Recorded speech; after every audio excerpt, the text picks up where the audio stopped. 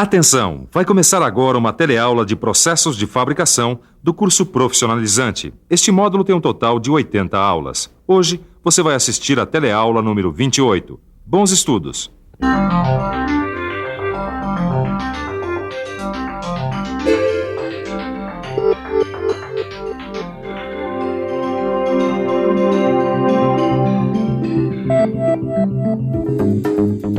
Na teleaula anterior, você conheceu uma operação chamada aplanamento. Viu que essa operação, pela quantidade de material a ser retirado, é um tipo de usinagem que só pode ser executada com o auxílio de máquinas. Agora você vai conhecer um tipo de operação que só pode ser feita manualmente, exigindo por isso muita habilidade do profissional para que o trabalho tenha um resultado satisfatório. Na teleaula de hoje você vai aprender o que é a raspagem e qual é a sua utilidade na indústria mecânica. Vai conhecer quais são as ferramentas e os materiais necessários para a sua execução e vai ver passo a passo as principais etapas desta operação. Essa operação, a raspagem, também é conhecida como rasqueteamento. Como já foi dito, é um processo manual de acabamento realizado com auxílio dessa ferramenta aqui, olha, chamada de raspador ou rasquete. Mas você deve estar se perguntando quando ela é utilizada, não é mesmo? Então preste bastante atenção, porque a nossa teleaula de hoje está apenas começando.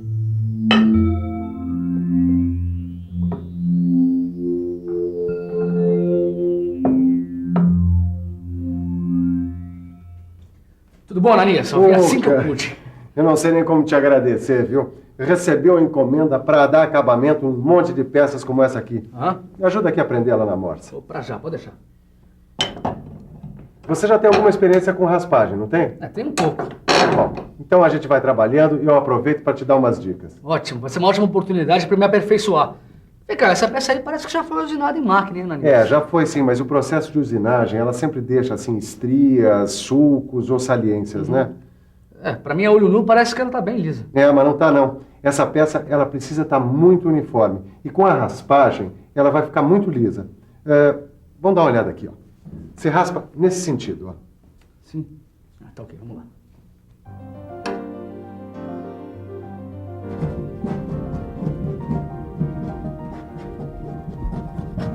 Com licença, o que é que o senhor está fazendo? Eu vou ter que pintar essa parede aí, né? Mas como essa parede aqui tem muitas camadas de outra tinta, então eu tô dando uma raspada nela, nas partes mais desiguais, né? Aí depois eu vou dar uma lixada nela, né? Pois é, lixar e raspar são atitudes até comuns no nosso dia a dia. Quem já pintou uma parede sabe que antes de passar uma demão de tinta, a gente precisa igualar a superfície. Pois então, na indústria mecânica, a operação de raspagem tem uma função semelhante, ou seja, igualar o mais possível a superfície. Você sabe que peças como as guias dos carros de máquina, por exemplo, vivem em constante atrito com outras superfícies. Se a peça tem muitos picos irregulares, mesmo que sejam difíceis de perceber a olho nu, o atrito vai diminuir a vida útil dessas peças ou comprometer seus ajustes. Com a raspagem, essas irregularidades dos picos, ou seja, dos níveis entre os vários pontos da peça, vão diminuir sensivelmente, aumentando assim os pontos de contato entre as superfícies. A raspagem vai auxiliar também na lubrificação da peça, mantendo uma película de óleo homogênea sobre ela, o que também vai diminuir o desgaste e contribuir para aumentar a vida útil dessas peças. Uma das características mais importantes da raspagem é que ela retira partículas muito pequenas da superfície da peça, cerca de 1/100º de milímetro. Isso é muito menor do que os cavacos resultantes de um corte com lima. E como você já sabe, a ferramenta para a raspagem é o raspador ou rasquete, fabricado em aço ao carbono ou aço liga extra duro. De um modo geral, essa ferramenta lembra uma lima. Na extremidade do raspador prende-se uma pastilha de aço rápido ou de metal duro, por meio de grampo ou de soldagem.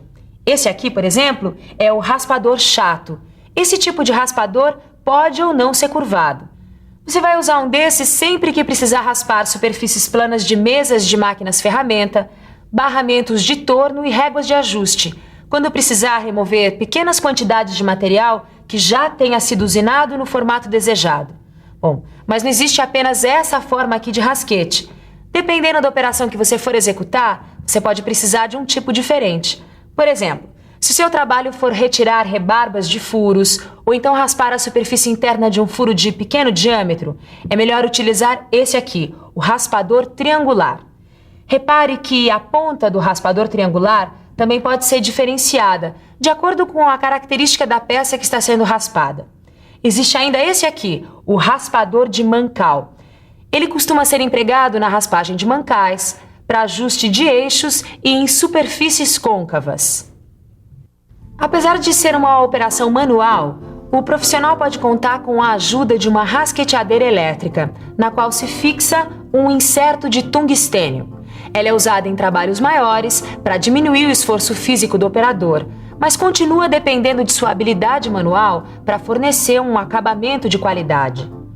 Uma outra coisa importante para você saber é que as arestas cortantes dos raspadores têm um desgaste rápido, por isso eles estão sempre precisando de afiações. Essas afiações são feitas em afiadoras como essa. A afiação deve ser feita no ângulo que está sendo mostrado por esta figura, ou seja, 93 graus. Mas é isso, Tito. Além dos raspadores, existem outros instrumentos que são muito importantes na operação de raspagem. São os elementos de controle. Pelo jeito, esse aqui é um deles, não é não? Esse daqui é o chamado desempenho de precisão. Desempenho de precisão? Bom, pelo nome já dá pra ver que ele serve para controlar se a raspagem está sendo realmente satisfatória. É isso mesmo. Com esse instrumento é possível verificar se a superfície que está sendo raspada está se tornando plana da maneira mais uniforme possível. O objeto é colocado contra a parte de cima da mesa. Pois então, Tito, além do desempenho de precisão, existem outros instrumentos para fazer a verificação da raspagem. Um deles é a régua de controle. Essa régua triangular também pode ser muito útil para a verificação de superfícies angulares. Certo, mas esse cilindro aqui também não tem essa mesma função? É o cilindro padrão. Ô Tito, o cilindro padrão também serve para a verificação das superfícies. Agora, para que essa verificação se dê de forma adequada, nós precisamos usar a tinta de contraste.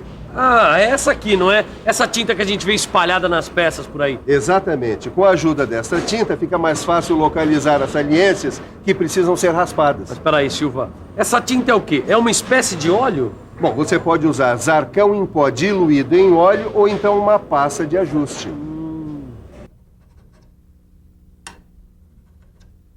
Poxa, Ananias, mesmo a menor operação em mecânica é cheia de segredos e macetes que a gente tem que aprender, né? E o dever do profissional é justamente conhecer esses macetes e segredos para executar o seu trabalho o melhor possível.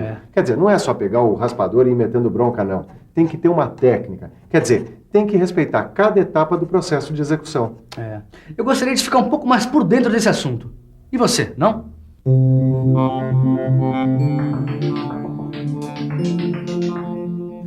O primeiro passo no trabalho de raspagem é a preparação da peça, eliminando a oleosidade da superfície a ser raspada. O segundo passo é o desbaste. Ele é executado com passadas longas, exercendo-se uma forte pressão sobre o raspador num ângulo de inclinação de 45 graus. A direção do trabalho do raspador deve variar com frequência a 90 graus, porque assim se percebem mais facilmente os pontos altos. A função do desbaste é eliminar as asperezas produzidas pela ferramenta de corte. Em seguida, é necessário determinar os pontos altos da superfície desbastada. Para isso, é preciso selecionar o elemento de controle, que vai depender da forma e do tamanho da superfície a raspar. Então, cubra a superfície necessária no elemento de controle com uma camada fina de tinta de contraste. A camada de tinta deve ser aplicada sem excesso sobre a superfície do elemento de controle. A superfície que vai ser raspada deve ser friccionada suavemente contra a superfície do elemento de controle com movimentos suaves. Para evitar o desgaste de uma só parte do elemento de controle, é interessante variar, de tempos em tempos, o local do friccionamento. Agora está tudo pronto para a execução da raspagem. Ela deve ser feita sobre as manchas apresentadas na superfície. E é importante notar que a qualidade do acabamento será tanto melhor quanto maior for o número de pontos em contato por centímetro quadrado. Para se melhorar o aspecto final da superfície, podem-se raspar pontos em diferentes direções.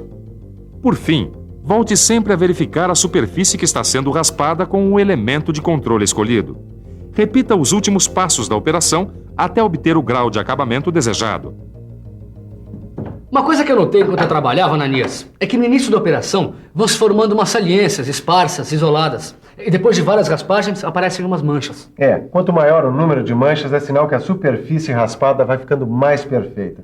E aí é que entra a experiência do profissional. Claro. À medida em que essas manchas vão aparecendo e diminuindo de tamanho, o profissional, o operador, precisa ter muito critério para saber quando e onde raspar. Mas esse critério aí só aparece com o tempo, né? Olha, foi muito bom ter trabalhado aqui hoje. Aprendi bastante, viu? E o que é melhor, na prática, né?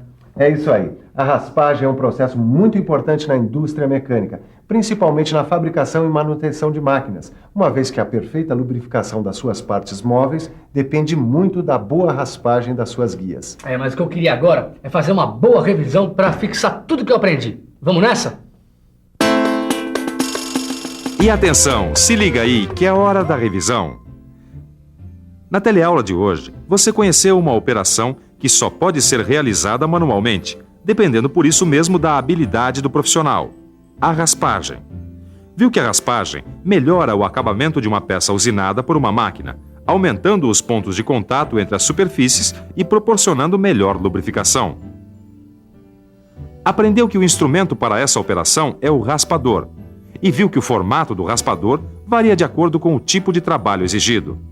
Constatou que, além do raspador, essa operação necessita de outros instrumentos, os elementos de controle, que vão ajudar a fazer o controle de qualidade da raspagem, isto é, verificar se a superfície está se tornando uniformemente plana.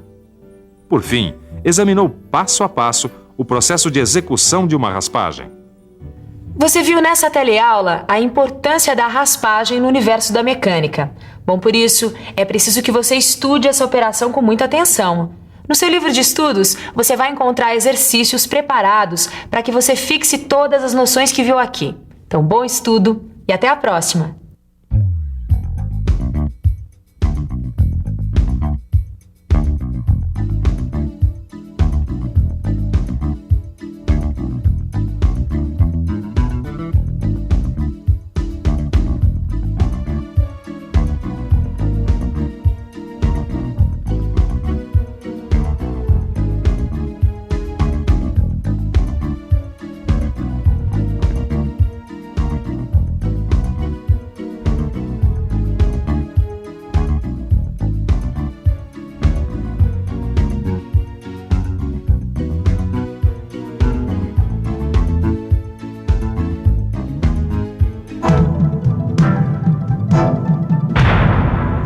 Telecurso 2000, um programa de educação do Sistema Fiesp e da Fundação Roberto Marinho.